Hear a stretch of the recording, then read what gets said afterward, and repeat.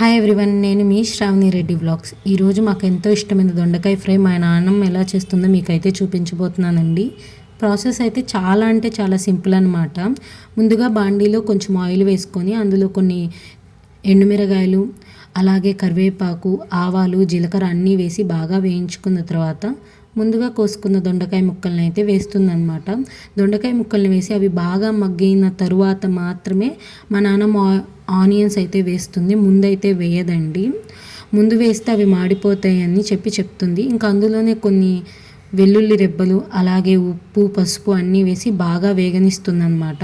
అవి బాగా వేగిన తరువాత అందులో కొబ్బరి పొడి ఉంటుంది కదండి, అదైతే వేసుకుంటుంది. ఆ కొబ్బరి పొడి వేసుకున్న తర్వాత ధనియా పౌడర్ కూడా వేస్తుంది.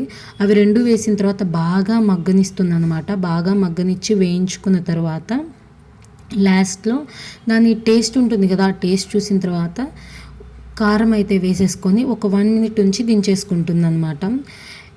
మీకు ఇంకా మరిన్ని రెసిపీస్ కావాలనుకుంటే మన ఛానల్ని సబ్స్క్రైబ్ చేయండి. Thanks for watching my videos. చూస్తూనే ఉండండి శ్రావణి రెడ్డి వ్లాగ్స్.